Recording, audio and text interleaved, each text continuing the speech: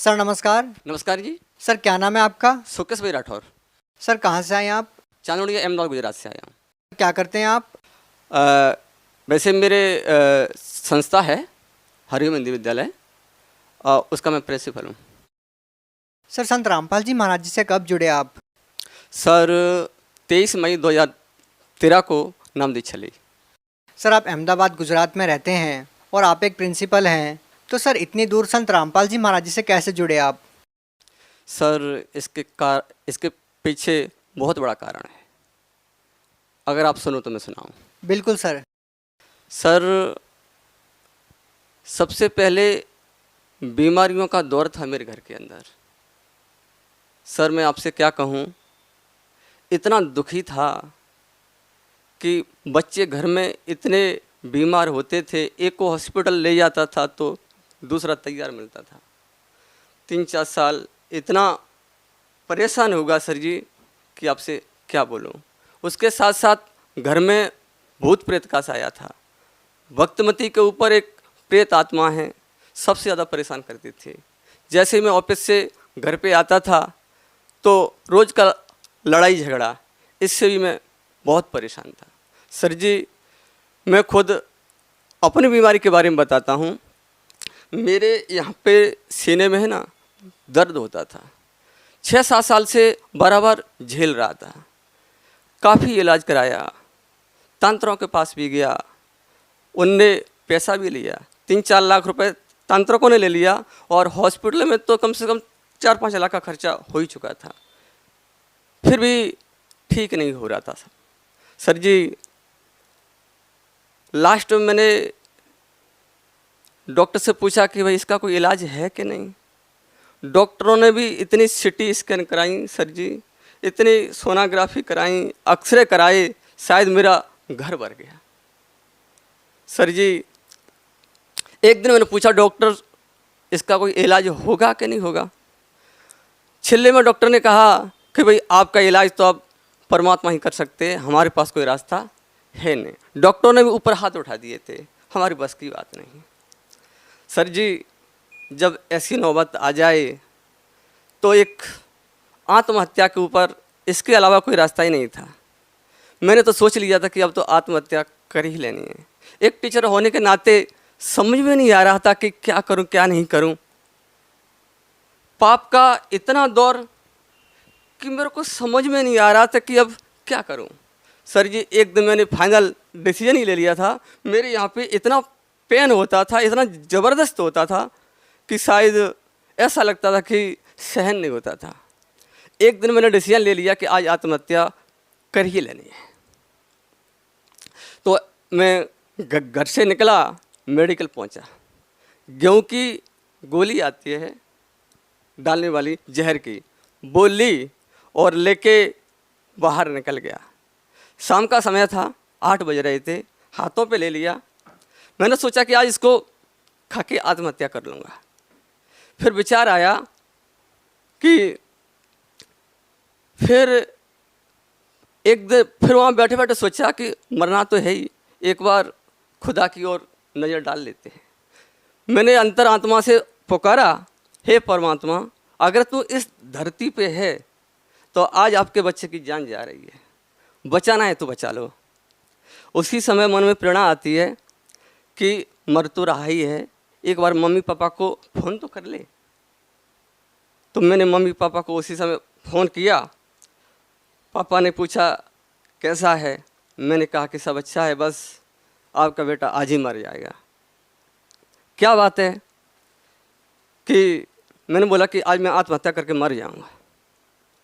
मैंने बोला कि जो मेरा इलाज हो ठीक नहीं हो रहा है, डॉक्टर ने भी हाथ उठा दिए हैं। तो पापा ने संत रामपाल जी महाराज से नाम दीक्षा ली थी 2009 में। जब मेरे पिताजी ने संत रामपाल जी महाराज के बारे में मुझे बताते थे तो मैं गुरुओं के बारे में मानता नहीं था। मैंने तो ये सोचा था कि गुरु तो सब ढोंगी होते हैं और इनके पास अंधविश्वास ही है, तत्व ज्ञान तो इनके पास है ही नहीं। क्योंकि पहले भी मैं भटक चुका था।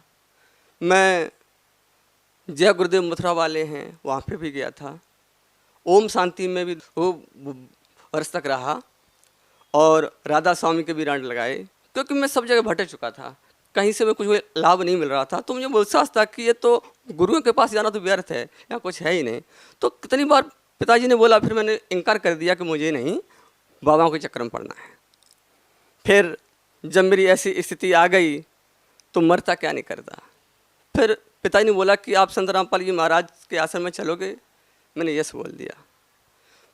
15 दिन के बाद पिताजी गांव से जब अहमदाबाद आए, फिर वो मुझे 23 मई 2013 को आश्रम में गया और गुरुजी से उपदेश लिया।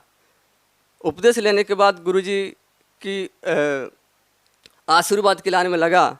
जैसे गुरुजी आशीर्वाद देते हुए आए और गुरुजी ने मेरी तरफ देखा, मेरी आंखों में आंसू थे। जैसे संत रामपाल जी महाराज ने जैसे मेरे ऊपर हाथ रखा, बस हाथ रखते ही ऐसा चमत्कार हुआ, जो मेरा पेन था ना, वैसे ही पूरी जो भी मेरा दर्द था, जो भी बीमारी थी, एकदम समाप्त हो गई। सर जी, मैंने गुरुजी को नीचे से ऊपर तक देखा। मैंने बोला, क्यों हो? संत की महिमा तो सुनी थी, लेकिन आज पता चला कि असली संत क्या होता है। राहत मिलने के बाद आराम से भंडारा पाया, पूरी रात खुशी खुशी से लेटा रहा। जैसे मैं नाम लेने के बाद आया घर पे, तो एक दिन की बात है कि मैं शाम को आरती कर रहा था।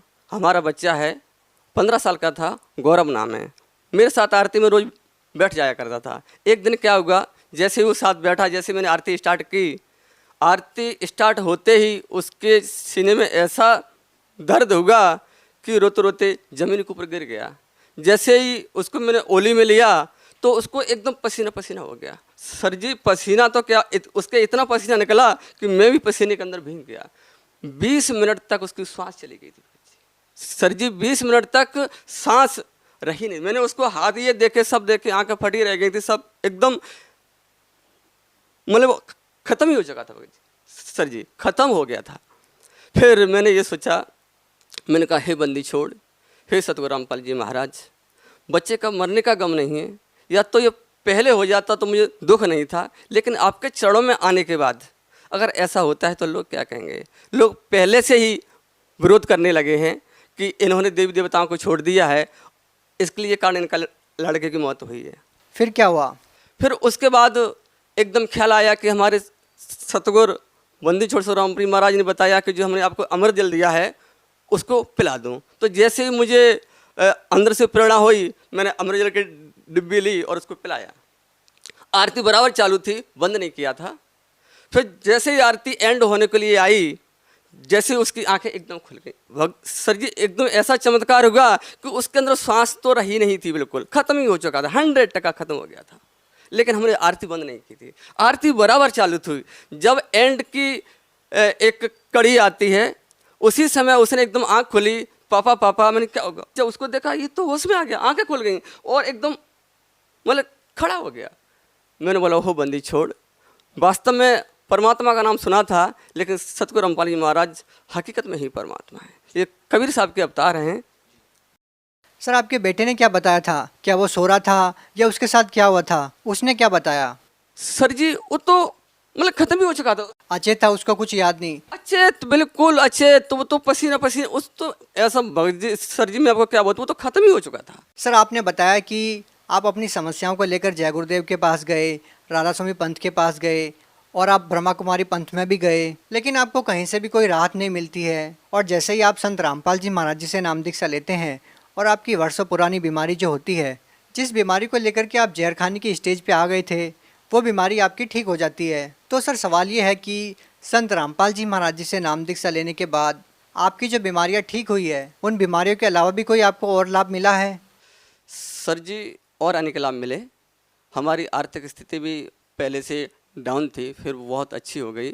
और हमारा गौरव है, 12वीं कक्षा में बहुत अच्छे नंबर लेकर के आया था, गुजरात में नंबर 1 पर रहा था और सरकारी कॉलेज में एडमिशन हुआ। अगर उसका सरकारी कॉलेज में एडमिशन नहीं होता तो जैसे प्राइवेट कॉलेज कराते तो 16-17 लाख का खर्चा आता डिग्री करने का, लेकिन आज हमारा वो फ्री हो रहा है। और उसके साथ में हमारी एक बच्ची है, उसकी रमेणी हो गई, रमेणी बहुत अच्छे से हो गई, क्योंकि हमारा गुरुजी का आदेश है, दहेज ना लेना है ना देना है। संत रामपाल जी महाराज ने जो उनकी शादी कराई है, रमेणी कराई है, वो शास्त्र विधि के अनुसार कराई है। सर जी, एक समय ऐसी स्थिति थी जब मेरी आर्थिक स्थिति बहुत डाउन थी। जब से संत रामपाल जी महाराज से नाम दीक्षा ली है ना, आज सर मैं आपको ऐसा बोल सकता हूँ कि आज मेरे घर के अंदर सातों सुख बता सकता हूँ सर जी। आज मेरे घर में किसी प्रकार का कष्ट नहीं है, किसी प्रकार की बीमारी नहीं है, किसी प्रकार का भी मान लीजिए किसी की कमी नहीं रख रखी है। गुरु जी ने सब कुछ दे दिया है, सब कुछ। क्या कहूँ कि आज मैं इतना सुखी हूँ सर जी कि मेरे कहने पे कोई कुछ शब्द नहीं बचे मेरे पास। सर आप एक शिक्षित व्यक्ति हैं, आप खुद प्रिंसिपल हैं, तो सर आपसे जानना चाहेंगे कि संत रामपाल जी महाराज जी के बारे में अक्सर ये बातें सुनने को मिलती है कि अन्य धर्मगुरुओं की निंदा करते हैं। आप तो हिंदुस्तान के तमाम धर्मगुरुओं से जुड़े हुए थे आप पहले, और अब आप संत रामपाल जी महाराज जी से जुड़े हुए हैं। क्या लगता है आपको, क्या इसको निंदा कही जाए या क्या कहना चाहिए? सर निंदा तो नहीं है, हमारे गुरुजी ने एक सच्चाई बताई है। सच्चाई बताना कोई निंदा नहीं होती है।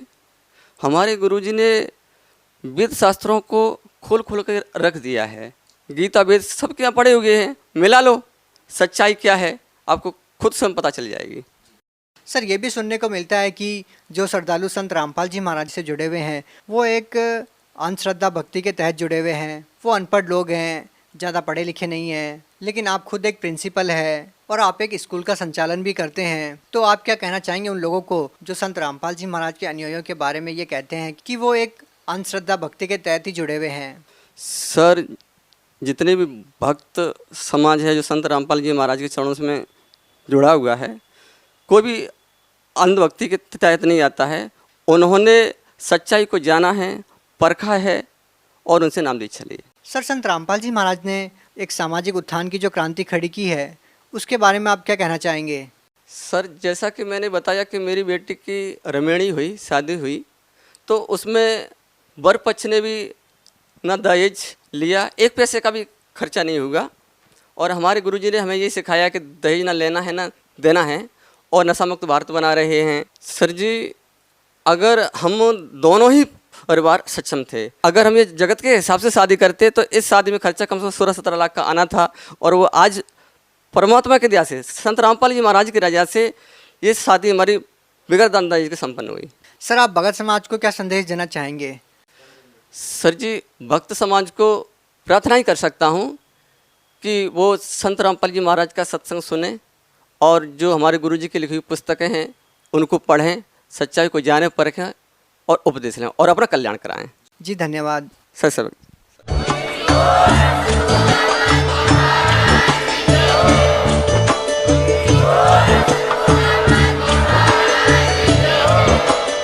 सत्सही।